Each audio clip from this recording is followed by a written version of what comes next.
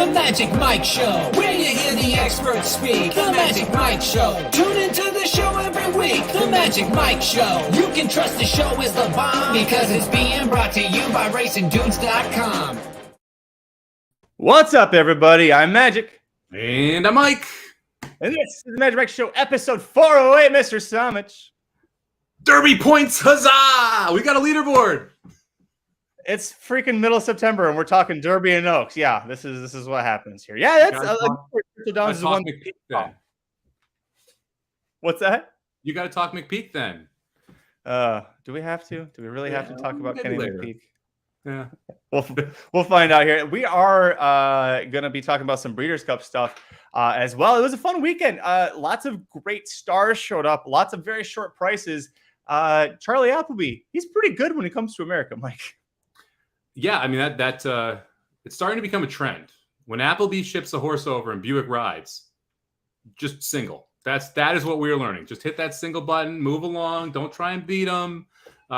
Monster performances at Woodbine. And I love how Appleby is spotting these horses too.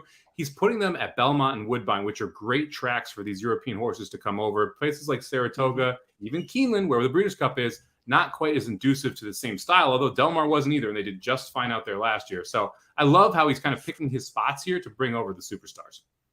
Yeah, that's a great point. And you're right. Del Mar, not conducive necessarily to the Euros. Didn't matter. They're just that much better than us. Yeah. Nick says Modern Games is fun to watch. We're going to talk about Modern Games.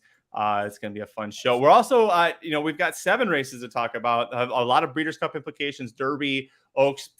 I know they're points races. I think we'll kind of focus on Breeders' Cup for those horses. Let's not get too far ahead of ourselves. But before we get going, who's leading the AFC right now, Mike? Oh, wait, let me look for it. It's the Dolphins. God, what a BS win we pulled off there. That was that. Honestly, like if you look at the box score, it looked like the Dolphins were the better team. But rarely do you give up a kick return touchdown, a 75-yard pass, and a 72-yard run, all for touchdowns, and win the game when down 21 in the fourth quarter. That's not normal. Also, Tua underthrew every single wide open receiver, but they were so wide open it didn't matter. Well, I saw that he had a pretty big play late in the game that to Tyreek that was a big one. So, yeah, I've only been paying attention really from a fantasy perspective. Very happy that I picked up Amon-Ra St. Brown in my draft pretty early on. He had himself a big day. The Detroit Lions, they beat the Washington Commanders. So 8-8 season. Well, no, we can't have 8-8 anymore. What is realistic for the Detroit Lions? You think 7-10, 6-11? I don't know their schedule well enough. I would say their upside is 10-7. They're frisky, man. They try very hard for Dan Campbell. Amon-Ra St. Brown's very good. Swift needs to stay healthy. The defense is an effort defense, not a talent defense. But Hutchinson, first pick in the draft, had 3 sacks yesterday, trying to get that number, that DPO or rookie DPOY award. So I would say upside is 10-7. I think realistically, you should be happy with 8 and 9. I would be happy with that one. Hutchinson, that's a single game rookie record, 3 sacks, and it was week 2. I wasn't sure about the hype on this guy because he went to Michigan. He's a hometown kid, and this happens a lot in Detroit with all the sports teams. And we get the hometown kid, and we're all excited. And a lot of times you get a Mateen Cleaves, and I love Mateen Cleaves when he was at Michigan State, but boy, he did not translate to the NBA. Looks like Aiden Hutchinson is translating. It's translating okay right now, Mike. Let's pump the brakes a little bit. It was Carson Wentz and the Commanders. Let's wait until he gets a little bit better of a quarterback, a little better offensive line. Then let's talk about it because he was suspiciously silent in his first game as a pro and very good here. So let's see where we end up through a full season. And Dr. Tang bringing up the preseason best bet that Mike Somich had of Giants over 6.5 wins. They're 2-0, but you said this week 8, we could have this locked up at the way they're playing right now. Yeah, pretty crazy. I mean, 2-0 out for the Giants. They're playing so hard for Brian Dable, and that really is the key. There is something going on just from an effort and energy perspective. Danny Dimes is awful, man. He's doing this with a terrible quarterback. We watched Daniel Jones play. There's not much talent there, but he's able to basically scheme them into wins, scheme receivers open, and then Saquon Barkley on a contract year matters. He cares right now. He is running hard, and it's making a big difference. The defense is just good enough. It's not going to be a pretty 9 wins that the Giants get to, but they will get to 9. And the question is, do we cash the division bet at plus 700 now? And we need the Eagles not to get to 9 wins. Big game tonight. I really hope that we get to 3 points on the Vikings so we can bet the Vikings. We'll get into the horse racing talk and then come back for some more football at the very end. Let's get into it, buddy. Riders up.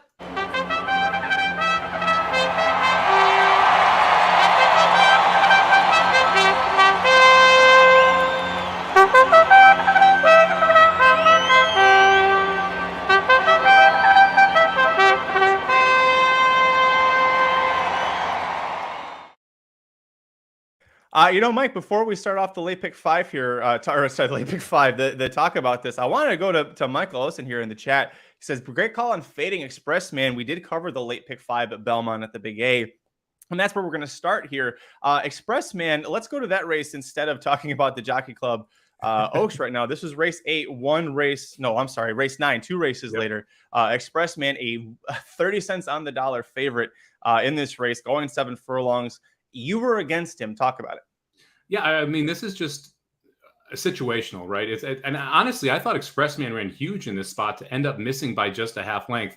He went 22 and change, 45 and change, and was clear by a length and a half to break his maiden and got a monster number 107, which I all think we felt was a little bit fake, just based on the fact that it was 2-year-olds going 7 furlongs. It's a little tough, or 3-year-olds going 7 furlongs at Saratoga. It's a little tough to make that number from a maiden perspective. Well, he was on the rail that day. Here he's the 7 horse. He's sitting 4 wide and has to go the exact same fractions. You look where the 5 horse Nabokov is sitting. It's the perfect trip. And that really was the difference. And we've talked about it on this show multiple times. The number one spot to fade a short price at NYRA specifically, because you see this happen all the time at NYRA, is monster effort, first time out, maiden special weight horses that step up into N1X allowances. And they're facing 4 and 5-year-olds that are good horses that are all of a sudden pressing the pace. They're as fast as Expressman. No one was.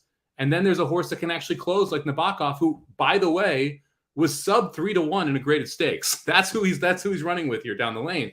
It just makes the spot significantly harder for these horses first time out. They get way over bet because bettors see that 107. They see that first race, the implied improvement in the second race. That's just not always the case here. I actually thought Nabokov was going to win by 3 lengths right here. And Expressman really dug in and gave him a race, and Nabokov ends up getting by late. But it's just an example of where, Expressman, the most likely winner, doesn't win this race 90% of the time. And that was what I believe the implied odds were in the pick 4s and the pick 5s. It was an interesting decision from Castellano to go 4 wide with him for the entire backstretch and turn, basically, because we go back to the start, it's like he couldn't figure out where to place the horse. He wasn't sure. He started to let the horse isn't exactly out of there. He puts him into contention here. And then the horse is going to drop back a little bit. I'm like, right here, you should have just let him drop back. And you see Castellano still like kind of riding with him. I'm like, if you slide back with Nabokov and sit on the outside of that horse, you're off of the pace a little bit. You're not 4 wide, and you're still getting the first jump on your biggest rival here, which Nabokov at 8-1, I think, was the second choice in this race. Third choice. The 2 is the second. Third choice. Okay. Yeah, but the problem is, and this comes with lack of experience, we don't know if the 7 can rate. We have absolutely no clue if he could take dirt and sit back there. We know he can go to the front and win. We saw that and see him do him impressively.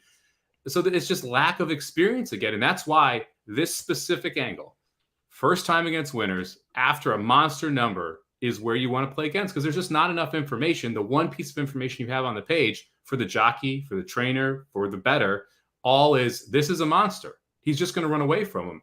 It's just not the case. You see these horses lose at 1 to 5 is a little extreme. Usually you see them lose at 3 to 5, 4 to 5, even money consistently in New York because they're stepping up. And these N1Xs, specifically written later in the year, are against older horses. It's not just 3-year-olds that you're facing, like in the maiden special weight, or 2-year-olds in the maiden special weight. A lot of times, 2-year-olds, you're going to face 2-year-olds next time out. But a lot of times, if you win a 3-year-old maiden special weight, you're facing older the next time out. And it's a significantly tougher spot, and you don't have everything your own way. And that's the difference. Breaking from the rail and having everything your own way versus breaking from the 7 posts and having 3 horses that were faster than you in the opening furlong.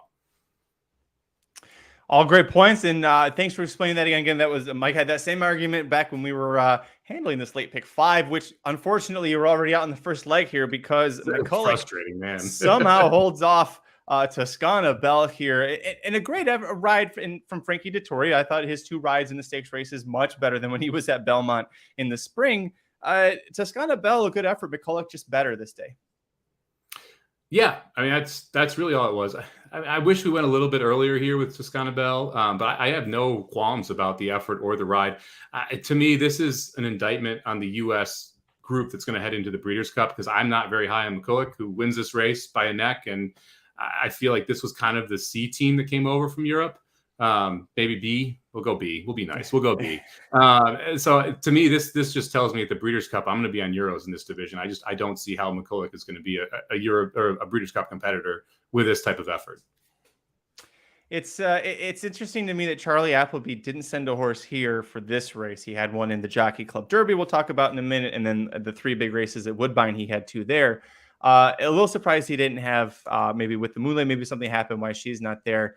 Also, Nostalgic is a Godolphin homebred based in America with Bill Mott. She was in this race, so she really didn't factor much into this race at all. I'm with you. I think this is, Toscana Bell was the German Oaks winner overseas.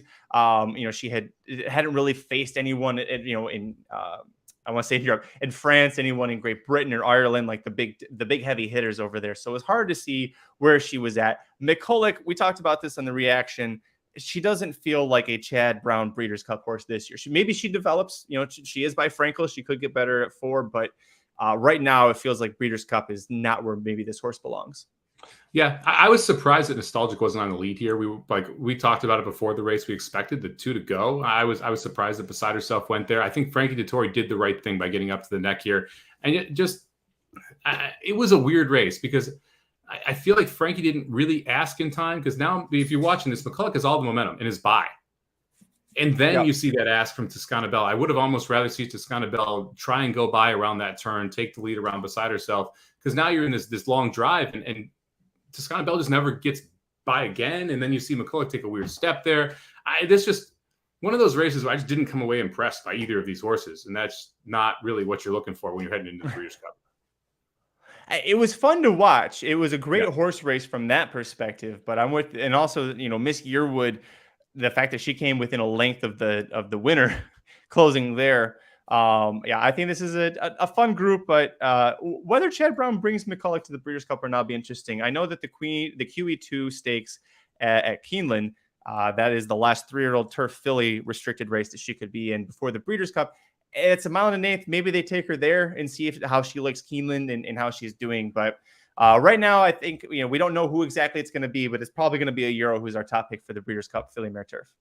Yeah, I would agree with that. I would fade McCulloch if she goes to the QE2. I would try and beat her because she's going to be a shorter price again, and this is not that impressive of an effort. And I would rather not take her sub 2-1 as a favorite. I'd rather try and spread around and see if we can beat her and kind of juice up those pick X's. Let's move on. Race 10 at Belmont at the Big A on Saturday, September 17th. Race 10. This was the Jockey Club Derby and was not the first of the Charlie Appleby horses to run that day, but this got the Appleby train right a rolling here. Nation's Pride, the rubber match between himself and Classic Causeway, and a key thing when we were handicapping this time on the Magic Mike show, Frankie Dettori was back aboard, and it was Frankie Dettori's fault. We kind of felt why this horse lost the Belmont Derby. Won the Saratoga Derby, looked great, looked equally great, if not better here, I thought. Yeah, we felt that magic. Do you want to talk a little about how you feel about Frankie Dettori now?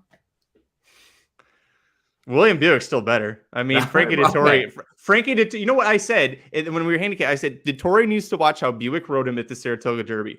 Do that exact ride, you're going to win this race. He was pretty close to the exact ride here. He listened to me, Mike.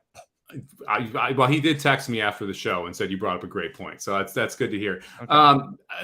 The fact this was a 6-horse field, I think, helped out as well. It was pretty simple. Yes. Get behind Classic Causeway. Even if Classic Causeway goes slow, and by the way, he didn't. I mean, you're seeing 24 flat there for the opening quarter. They go pretty quick to the half and 48-1. The key here was that you got to be close. You got to be in range and not get in trouble, and that's exactly what happened. Nation's Pride is just a better horse than Classic Causeway. Classic Causeway has been phenomenal on the turf in those 2 starts. Much better than I expected. Even ran pretty well here, but the fact of the matter is, if Nation's Pride was a length behind, going into the lane, Nation's Pride was going to beat him. And that's exactly what kind of played out here. A little interested in our, Articon coming back as well. The trip too wide around every single turn made it tough for that horse to really make up any type of ground late. I'll be interested to see where we go next, if we stay in the U.S. or not. But Nation's Pride looked very good here. I don't know if it's a hot take. I don't want no part of this horse in the Breeders' Cup, though. Like, I know that Nation's Pride. Yeah, no, not interested. I know that these are. I don't think this field was very good. I don't think Classic Causeway was very good when he has to go 137. I don't think it beat anything here. And I think this horse is going to get overbet because of this effort against Older in the Breeders' Cup. And to me, that is a recipe for disaster as a bettor. Well, it's. I mean, a lot of it again will matter who comes over from Europe. Appleby also has Rebels Romance, a 4-year-old who looks like it's great. Nick Feldman, I saw in the chat, says that Appleby said he's unlikely to come back for the Breeders' Cup turf and campaign as a 4-year-old, like they're doing with they did. Well, Yabir's a gelding. That's not a good example, but Rebels Romance is a gelding too. Not good examples. This horse is intact. But if that's the case, I was reading the DRF article. It said that they weren't sure. Plans up in the air. Flavian Pratt said afterwards that Classic Causeway 1.5 miles was probably too long for him. He could probably handle 1.5 miles if he's not facing a European horse like Nation's Pride. He was only a half length off of the Gray Wizard there.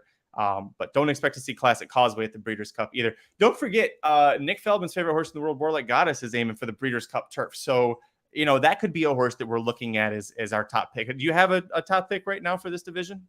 It's impossible to pick these turf races until we know who's coming over. I mean, because the Europeans they factor in so heavily here. And it's nice that we're getting to see last year and this year 1 or 2 races in the US before we see them at the Breeders' Cup. Before it was just kind of, hey, Google head to YouTube and try and pull up the replays and see what you can come out of those. But now we at least get to see 1 or 2 races most of the time of these horses. But you got to think, okay, the Gray Wizard just ran second here. And by the way, props to you for the Gray Wizard. You had this horse. This is a nice exacta here. If you played that 3-4 cold, and you mentioned this horse quite a bit on Thursday on the show. I need to know who's coming from Europe before I can make a pick. And that's because I'm going to pick a Euro in this spot. I picked Broome last year. Right. I'm going to pick a Euro in this spot pretty much every single year. Right now, it looks like US-wise, Gouffo, of course, winner of the Sword Dancer, 2nd year in a row. Red Knight, winning you're in. Masterpiece. Warlike Goddess is exciting. Yabir is not coming. I did see that. The Appleby said he's not going to send Yabir. I don't know what the exact reason was, but he's not coming. But Rebels Romance, we could see Broome come back. Remember, Broome was that almost. Did you have a big bet on Broome last year? Yep. Sorry to bring that up. Yeah. Sorry.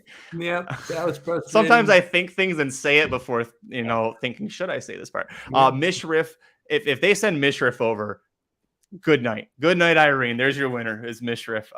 That would be incredible if John Gosden sent him over.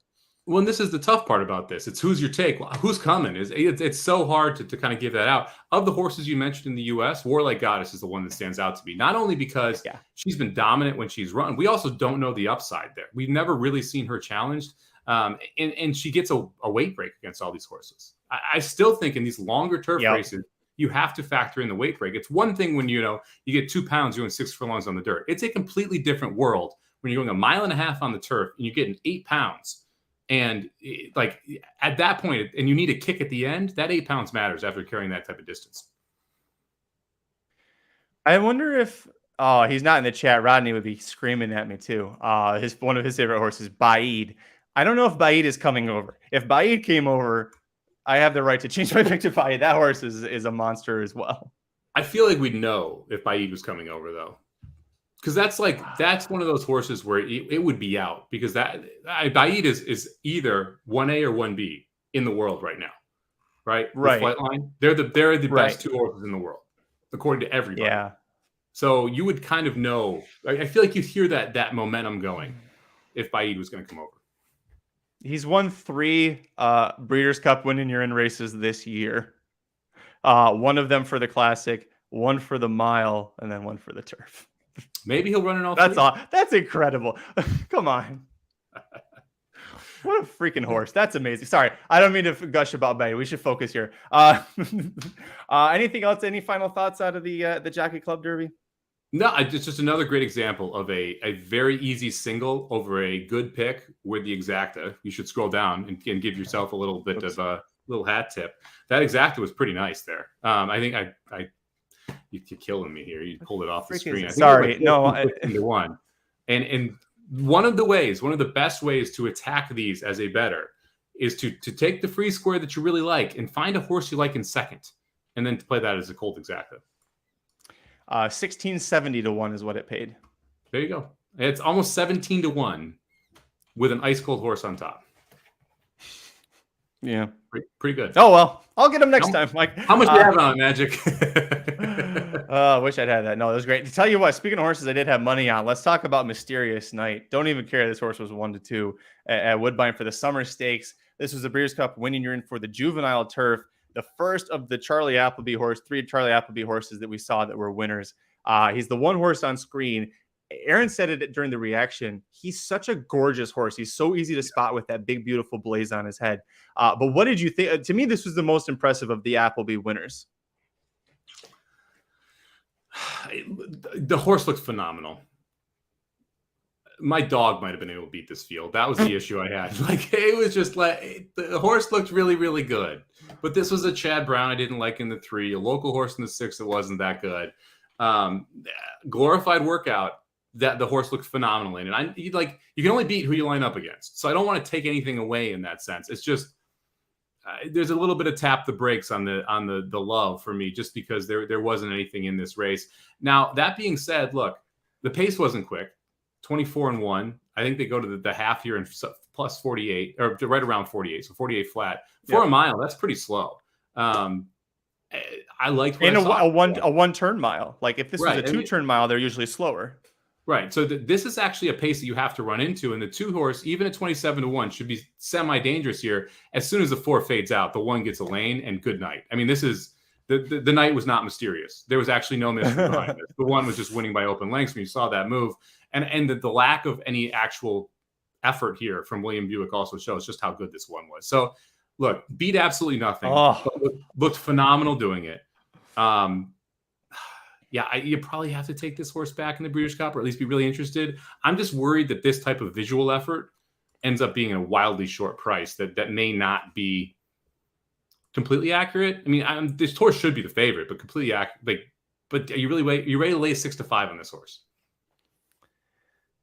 He finished that final quarter mile in the stretch, basically 23 flat, and Buick didn't hit go until the 8th pole. So he went another 12 something. I mean, he was doing sub 12s after the opening quarter. Yep. And he probably did another sub 12 and then probably was close to an 11 in that. I mean, just when he exploded, like when Buick hits, I'm going to rewind it. When Buick hits go at the 8th pole, it's like, holy shit, this horse just takes off. Magic's just going to gush for a while now. Man, first Baid and Mishrif, and now this. I mean, look, there's the quarter pole. We're still not doing anything. Maybe it was a 3/16 where he did it. Okay, here's 3/16 right there. 3/16. Boom, go. Yeah. Okay. The 3 horse who runs second won a maiden special weight and then finished 4th in a turf sprint. Okay, that was your 9-2 second choice. That was the Chad Brown. Yep, it was a Chad Brown. Okay, so the 6 horse, Philip My Dear, 3rd career race, won a maiden special weight, won a stakes race. Okay, this was Mysterious Night's 6th career race. And he's already a Group 3 winner.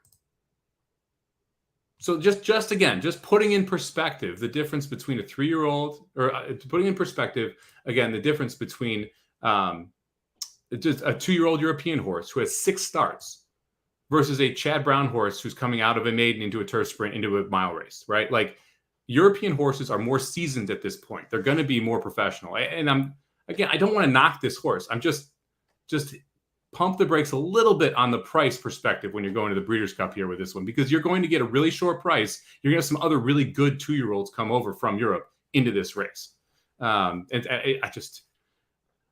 we can talk about taking 2-5 on a 2-year-old if you want. I think that's coming up a little bit later. No, we already talked about. Oh no, he was 1-5, wasn't he? He was 3. We got a 2-5 2-year-old. We're going to talk about coming up later too. Nick says that in Nick's opinion, doesn't matter the horse. It's trusting Appleby knows which horses are going to win these big races. If he has this horse in the Breeders' Cup Juvenile Turf and he's going to send him there, I'm taking him as my top selection. I'm with you. And Mike brings up a point about watching the price. I think this is going to be a race where you do what Michael did.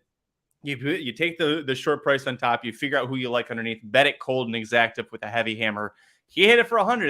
I don't even know what that paid, but that's got to pay something nice. So Just like we talked about the last race too. Maybe this is how we make money at the Breeders' Cup this year. Single Appleby. Who do you like in second? I want to say this exactly paid $4 or $5. I want to say the try paid 12 to 1, something like that. Because Aaron and I talked about it after the race, how this wasn't a hard exacta, this wasn't a hard trifecta, and yet it was a great way to make money. And a lot of people are so accustomed, I'm only going to bet win. Well, instead of betting $20 to win, just play a $20 exacta cold here, and your $20 exacta cold is as good as hitting a 7-2 shot to win for $20. And I would argue this is an easier exacta hit than a 7-2 shot on top. Yeah, that's a great point. It screws me up because they do 20 cent for supers and tries, and then the try ended up paying, what is that, 8.5 to 1. Yeah. Boy, I hate doing this is why I hate doing math. That was good. All right, so Mysterious Knight, that's a great horse. The rest of these were pretty much Woodbine horses, and a Chad Brown horse that we'll see what Appraise does coming back. I think a horse that Chad Brown, not known for turf sprinters, is by Kodiak, but this horse could be a decent miler. Not saying Breeders' Cup, but Aqueduct has the Central Park Stakes, whatever, the Central something stakes that he could be good for. Yeah, you won't see any of these horses at the Breeders' Cup except Mysterious Knight, except the winner of the race. Remember, by the way, Charlie Appleby did win this race last year and go to the Breeders' Cup Juvenile Turf and win that with Modern Games. And on Saturday, we were finally able to bet money on Modern Games and win. I take it back. I said that the last race was the most impressive. No, this was the most impressive one right here. Modern Games in the Woodbine Mile, because it's a big field. It's 11 horses. These are older horses. You have multiple winners of this race. You have a horse that almost won the Canadian Triple Crown a couple years ago. Very talented group. Modern Games made them look like nothing. Yeah, this is a horse that will be a very deserving favorite in the Turf Mile, if you ask me. This is a test here. I mean, you cannot downplay the fact this is only the second time Modern Games has faced older horses. And it's the first time in North America Modern Games has faced older horses. This field doesn't suck. I mean, look, Tom Cruise won this race last year, gate to wire. Ivar's in here. You've got multiple horses that could have gotten the job done. Wakanaka's in this race, who beat an Italian 2-back. You have another European invader in the 4-horse who I was interested, who came in here. This field wasn't bad. Modern Games made this field look like a joke and did so impressively. I didn't think got the best trip. I mean, look, a grade 1 race going a mile on a 1-turn mile, 23 opening quarter, basically 45-3, not that fast, sitting 4th to last right now, and just makes this explosive move around the turn. And when the button was pushed, it was like watching a Fast and the Furious race here. The Nas kicked in, and this horse just went right on by everybody and won by open lengths. And here, you're still in 7th place right now. And as soon as this horse gets in the clear, it's just good night. I just pulls away without even much effort. I mean, he got steered out at the quarter pole, which is, if you're listening to the podcast, it Woodbine, the quarter pole is right at the top of the stretch. He got swung out even wider by the 4-horse Finest Sound, who runs on to finish a close third. Well, close to Ivar, who got second. They weren't close to Modern Games, but he got pushed out even farther and kept going. But so that between the quarter mile pole when he's shoved out and the 3/16, so a 16th of a mile, he's already on top. And you talked about you didn't think he had the best trip. His incremental pace actually tells that same story, because he was basically his own fractions. He went 24 seconds for the opening quarter. He went 22-3 in that second, at the second point of call. Had to slow it way down to 23-1 because he was shifted around a little bit. And again, from the quarter mile, when he got shifted out to home, sub 23 seconds and wasn't even being asked for his best. Crazy. I like Nick's comment here. I don't think he finished 4 lengths behind Baid. I don't think any of the other horses could beat Baid at a mile. This is like, the comp is like Cody's Wish. That's actually an insult to Modern Games. There are horses that Flightline roasts at a mile that are great horses, right? That's what this is. I mean, this is a great horse that got beat by a phenomenal horse last time out. And then Modern Games showed the stripes here and was able to actually absolutely pull away and dominate this field. This, to me, is a deserving short price favorite in the Turf Mile. And like, I think there's enough tactical speed. If you need to be close, you can. You can come from off the pace. Showed we've been able to do it on a course like Keeneland with Delmar before. Like, there's not many chinks in this armor here from Modern Games perspective. Well, before we move on, what do you think about the runner-up Ivar? This horse that won the Keeneland Turf Mile, in 2020, is the Shadwell Turf Mile, went to the Breeders' Cup at Keeneland and finished a good 4th. And then the Keeneland Turf Mile fourth. He was third in last year's Breeders' Cup Mile. He shows up in these races, especially when they're a mile long. Should they go to the Breeders' Cup with him? And if they do, is he a sneaky underneath play? So they will, is the answer. They'll be in the Breeders' Cup Turf Mile. I'd be shocked if they weren't. Paulo Lobo is tough. It's just like he has horses that run huge and then has horses that don't. I don't want to put him in the Kenny McPeek category where you have to get, 8-1, 9-1 to bet the horse to win. But I like Paulo Lobo a lot more when it's a long shot versus when it's a horse that's a shorter price. You go back and you look at the Shadwell Turf Mile. This horse won at 14-1. That's when you want to be betting this horse. And that was over Keeneland's course. You could make an argument that the two best races we've seen from this horse are at Keeneland in that race and then the Breeders' Cup Mile next time out. Ivar's an underneath for me, but I need 10-1, and I don't know if I'm going to get that. Yeah, I think you're right. You need a good price on him, but the horse is 1 for 3 at Keeneland in the 2 races that he lost. He was 4th, beaten 2 lengths, all grade 1s. So he does well against the these European style races like this. Like you talk about, he's got the Brazilian breeding. But here we go. Nick says Ivar's the new Raging Bull. Just key him in 2nd and 3rd in these big ones. Yeah, that could be a good way to do it. Who's the other one that he has? In Love. I would take Ivar over In Love. I can't trust In Love to show up anywhere at this point. I mean, that's the problem with Paulo Lobo. That's why I mentioned the price. You don't need to trust a horse to show up at 20-1. You need to trust a horse to show up at 5-2. And for the purposes, I know a few people hit this exact, and actually I saw Nick hit the trifecta. Nick bet the tri cold, and I bet Nick was sweating it out until those last few jumps because it was just a neck that Ivar get the job done. The rest of these horses, including Wakanaka, she took her shot against the boys. I don't think this was a bad spot for them to take a shot. Just wasn't her spot, but go back down to the female. She's still a good one. She is a grade 1 winner. You want to say? No, that was frustrating. I had a 2-4 exacta cold. I used 4 in tournaments. That was a bummer that 4 couldn't hold up there for me. By the way, Dr. Tang, I see him in the chat. I want to know if Dr. Tang wants to do the dinner bet with you again that you had last year with Smooth Like Straight. See if Dr. Tang wants to take Ivar. Do the same thing. You game? I am sure that was actually Tyler Hoffman that got the better of me on the dinner bet. To be fair, Doc was too chicken to bet it. But he still reaped the rewards of it. Although I will give Doc credit. He brought 2 bottles of wine to dinner. So he paid more than Tyler did that night. So I appreciate that. All right, Mike, last race we'll talk about at Woodbine. The next one here, the Johnny Walker Natoma. I forgot that Johnny Walker sponsored that. And a lot of people probably needed Johnny Walker after last call. A maiden wins this race at 21-1. Longest shot in the field of 8. Your favorite Cairo Consort ends up finishing 2nd at 8-5. What did you think about this race, Mike? I think if you watch the preview on racingdudes.com, you had last call because this was a horse that we said to use here at a price. And so it was nice to get this one home. Did I use it in the tournament that I was in the big tournament? No, I didn't because I'm an idiot. But this is a horse that I don't think was that far fetched when you actually go back and look at the past performances.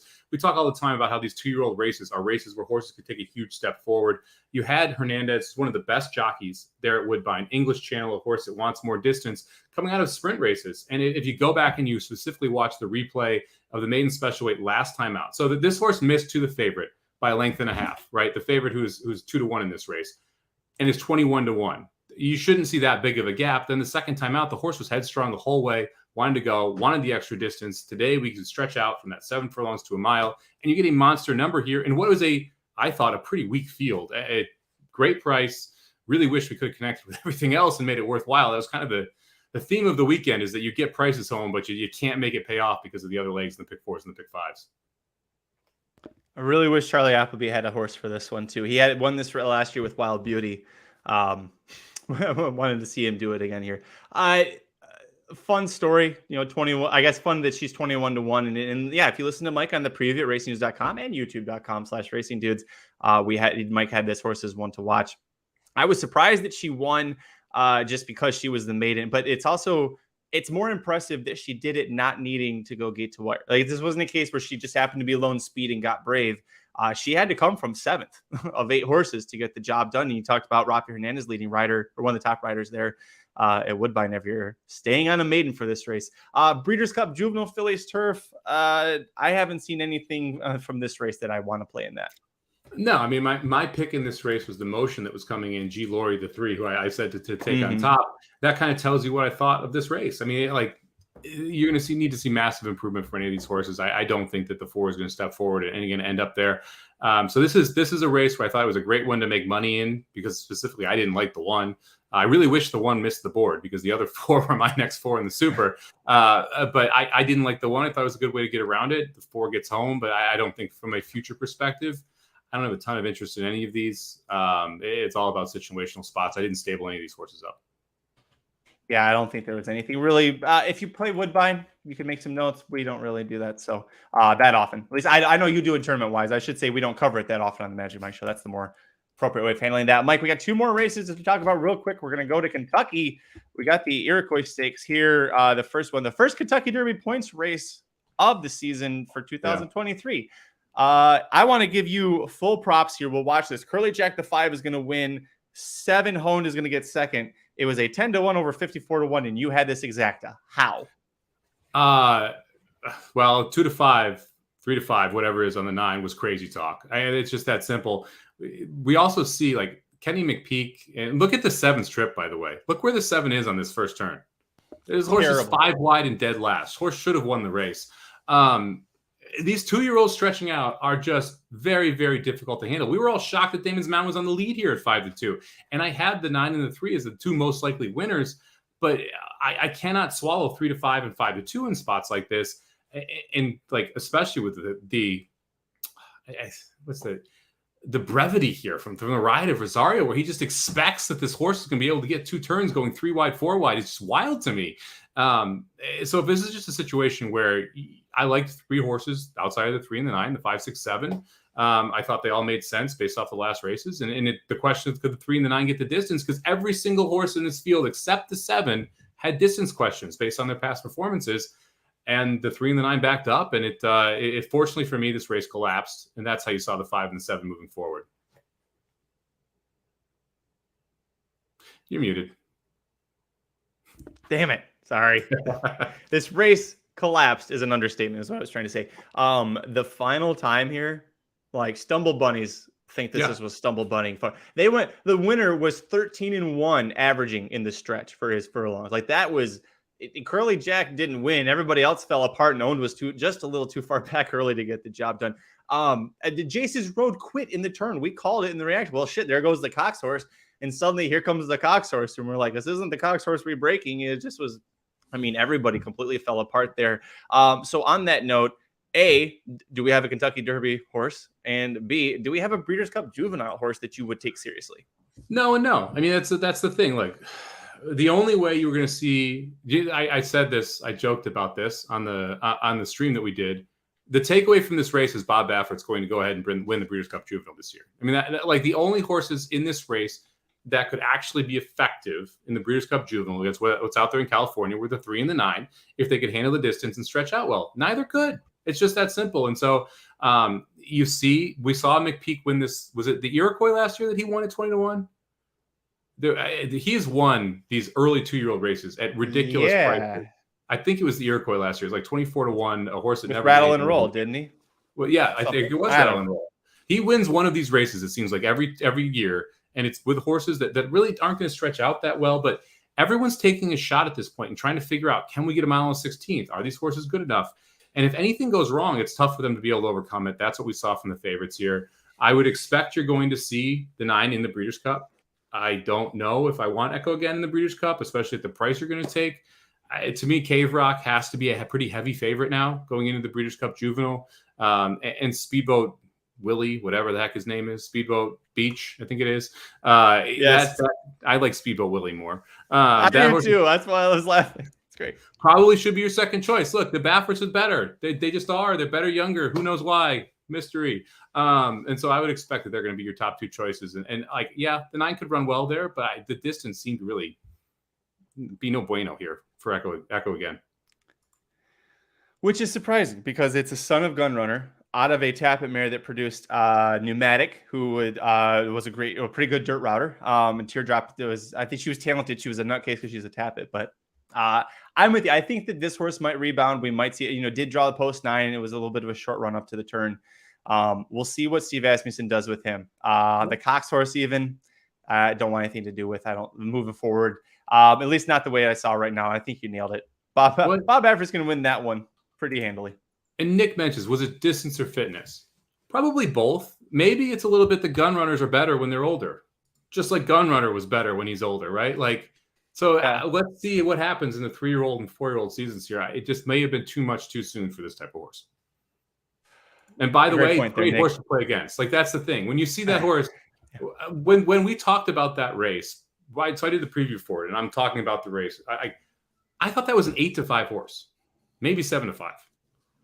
When the horse goes off at 3-5, that's when you have to pivot and be like, okay, well, where else do I like prices here? Because I think I specifically, my quote was 2-5 is crazy talk on this horse right when they broke from the gate. And that's just, it's too short. Yeah. And that's, if it was 2-5 and this is like a 6-horse field, 5-horse field, you understand that. But when you're going 9, and there's so many question marks, I get it. We got one more race, Mike, to talk about. Race 11 at Churchill Downs, closing out the night there. This is the Grade 3 Pocahontas Stakes, your first prep race for the Kentucky Oaks. Fun and feisty, gets the job done at 6-1 with Julian Lane Peru over Shoplifter. A pretty not dominating, but a pretty impressive victory for her, especially once she got the lead in the stretch. Julian Lane Peru trying the same move that he did with Honed one race previous. Let's go to the back, watch everything collapse, and go right past him. Oh, it's funny because Joe Rosario did the same move too. He went right to the front with a child of Gun Runner for Steve Asmussen, and we know what happened there. Seriously though, this is a lot easier lead for the 5, and I like the 5 in this spot. Again, I thought even money was crazy talk. 9-2 morning line. This horse goes off at even money. I like 5-2, 3-1. Yeah, I'm interested. But here, nice lead. Horse is able to get comfortable. Just too much too soon, I guess. This one was much more surprising to me how it played out. Because I felt like with this specific setup, we're not far wide. We're not facing pressure. It's what we believe is the best horse on the lead with it its own way, and still just kind of faded down the stretch. Couldn't get the job done. One thing I want to watch, everyone who's watching the show right now, the one horse was my second pick in this race. The one horse got absolutely shut off down the lane. And by the way, the one beat the 10. Breaking its maiden too. So the 1 is starting to roll now about mid-pack there, passing the 2 right here, going inside of this or outside the 6, will duck back to the rail and just gets absolutely shut off here. I think it's by either the pace, the 5 or the 4, one of the 2. But right now the 1's ahead of the 10 and is showing closing ability. And here comes the 4 and just completely shuts the rail off. What I love is the effort here from the 1 to then swing back outside and continue to run on. Honestly, I'm more interested in the 10 here in the Breeders' Cup than I am the previous winner of the last race, because this was a nice performance by the 10 to be able to circle wide and then run on. You can throw some slander at the horse for that 3/4 of a mile to mile time, taking 27 seconds for those 2 furlongs. But note that the last 16th of a mile was done in just over 6 seconds, which is very good. So the horse passed a lot of horses and kept running on in sub-6s or a little over 6s. So I thought this is a little more impressive a performance than one that we previously saw.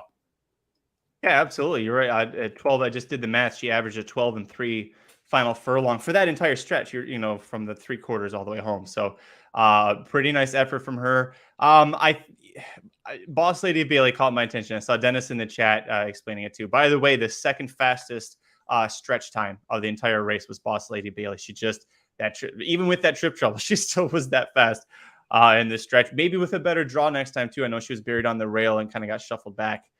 Maybe a little farther back than she wanted. So let's see what happens.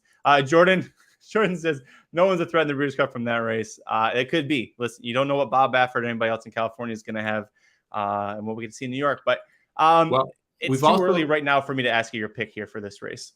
We've also consistently seen the last couple of years that the West Coast fillies have not been as good as the West Coast males. That's right. And so we've seen West Coast fillies struggle, and we've seen Brad Cox specifically dominate this division. I guess, anyway, yeah, Brad Cox and Asmussen have been very good in this 2-year-old filly division at the Breeders' Cup the last few years, not Bob Baffert, right? And so Bob Baffert's been very good with the boys, but I would expect that this is going to be an East Coast filly again.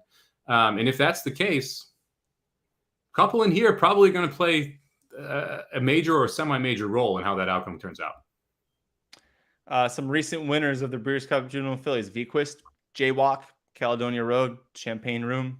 None of those were short prices. This is a race where I usually try and it's so easy to get sucked into the favorite because they look so good. It's usually one, dominating performance. You might see this horse win by like 3 extra lengths in like it would be the Frizette or something like that. Yeah, we'll see. Price and performance and who's kind of peaking at the right time. Those will all kind of dictate what we do there. Yeah, I would make the argument that variance on the filly side is significantly higher than variance on the male side. And that with the males, we have a pretty good idea of who's going to win in this race. And if they get the trip and they break and they draw, because that's important, see both Oro, then you're going to see very good horses be able to win the races. On the filly side, you can see performances that pop up out of nowhere and improvements that are drastic that create prices. That's going to do it for this episode of the Magic Mike Show. Thanks for joining Mike and I for a recap of the weekend. It was a fun one. And Dr. Tang says he can't wait to make a bet against you for another dinner soon. Yeah, that's great. I'm looking forward to him paying for that dinner. Mike, that'll do it for. Well, you know what? Before we wrap up the horse racing, I will be gone for Thursday's show. It looks like it's Pennsylvania Derby weekend. Do you have a guest host yet? And do you know where you're going to be going? I have not. I've asked 2 people. I've not heard back from them yet. I'm trying to go outside the Dude family. We'll see what happens. That's good. We like to bring in some outsiders to kind of mix it. Besides, I mean, you can see all of our faces. You want to see us, you have to come to Magic Mike Show to see the other guys. We're literally on everything else. And real quick here, there may be tournament news coming Saturday. Magic and I are not currently working on this project, but there is an idea that there may be a Racing News tournament this Saturday. So Bree, hang in there. We're getting close. We're trying to figure it out. But we're revamping the idea, and that's why it's taking a little bit of time. Yeah, we are. We know that a lot of you want to get back. We do too. There just are more. We're finding out there are a lot more moving parts to get this going in the new way that we want to do it. So it's a learning experience for us. But yes, I promise we are daily trying to figure this out, and it's not just because you're persisting. You keep persisting. It's good to know that you want it. Don't stop. But we trust us. We want it just as badly as you do. So except Bree. I think Bree might want it more than us. And Jordan, yes, we do. Magic Mike Show every Monday and Thursday, 5:00 Eastern, 2:00 Pacific. Recaps are usually on Monday. We give out a pick 4, pick 5 sequence every Thursday. So you can catch us twice a week here. Yeah, usually. Sorry that, like I said, thanks for showing up, Jordan. I won't be here this Thursday. So if you didn't like me on this version, come back on Thursday. It'll probably be a lot better. That'll do it for horse racing. What we do on the Monday show. If you're new, thanks for joining us. Now we spend the last few minutes. If you care about football, we'll talk about it. And if you don't, we'll see you on Thursday. Mike is very excited because his Miami Dolphins are your AFC conference leaders after week 2. You can go over the rails. Or you just make me sit here and wait for you. Oh, I'm sorry. I got excited. I was so excited to let you talk about it. Here we go. Over the rails. No antics of any kind except speed, and there we go with the antics. Over the rail with you, my love. All right, Mike, what'd you think about the Miami Dolphins? I love the Miami Dolphins. They look great. Honestly, it was a really cheap win. I'm really happy we were able to pull it out. We won the box score. I'm excited we were able to get the job done. Really happy to be 2-0. We're going to get blown out by the Bills next week. Although it is the best spot ever for the Dolphins because you have the Buffalo Bills coming down to Miami after playing on a Monday night.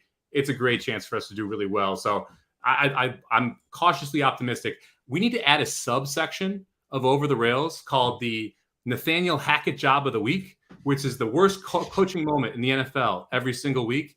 This week it goes to Nathaniel Hackett. Who? Did you see this? I don't know if you saw this. He kicked a 64-yard field goal in Seattle to try and win the game. On Sunday, yes, week 1, yeah.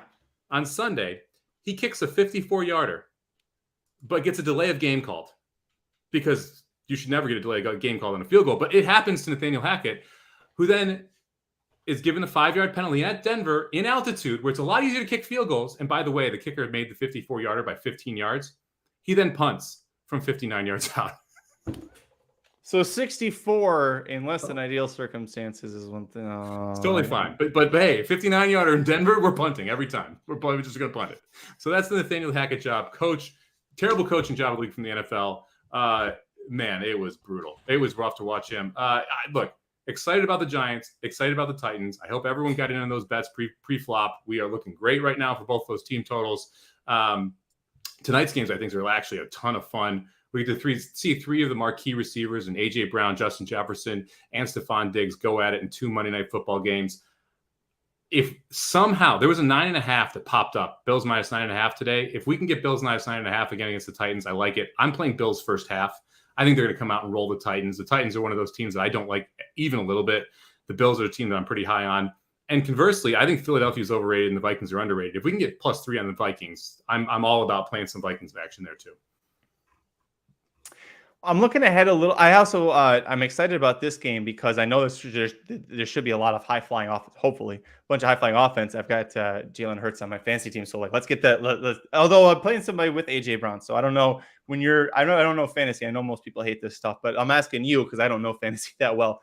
When you got the quarterback, but the other team has a star receiver, is there like that much of a conflict of interest, or do you feel kind of superior?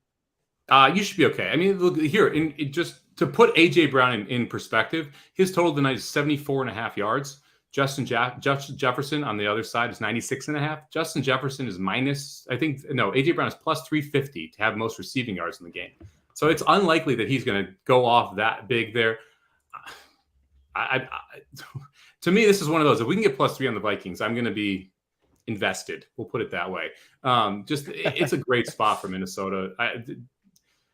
You saw Detroit last week. Just give up a boatload of yards through the air. People talk about Kirk Cousins specifically in prime time. If you go back and look who Kirk Cousins faced in prime time, 4 of his 11 games against Aaron Rodgers in Green Bay. Good luck to anyone playing Aaron Rodgers in Green Bay in prime time. Another one was in Seattle against Russell Wilson 3 years ago when Russell Wilson in Seattle was good. Like, you're playing in prime time games against really good teams. You're playing Jalen freaking Hurts tonight. Jalen Hurts is the worst quarterback he's played in prime time. To me, this is a different situation in that sense. We'll see what happens here tonight, but I'm cautiously optimistic that the Vikings are going to win, and it makes me even more optimistic when Dr. Tang takes the other side of this because he wanted to play the Eagles in our Super Contest picks, and we did not. We passed the game because I was Vikings and he was Eagles. But he hasn't mentioned if we're gonna give me +3 or not in this game. I'm waiting for it, Dr. Tang. We've got about 2 minutes left here. I was going to say, we're going to start wrapping things up, Dr. Ding. You better stop trying to cure cancer and let us know how you want to handle this bet right now. Thanks, everybody, for watching. Like we talked about, we've got the Magic Mike Show coming back at 5 Eastern, 2 Pacific on Thursday this week. Mike will have a guest star from outside the racing news team, so tune in to see who that might be. I'm excited, too. I honestly don't even know. So I'll find out when you do. Also, remember, Dudes Who Bet Daily every Wednesday through Sunday, noon Eastern.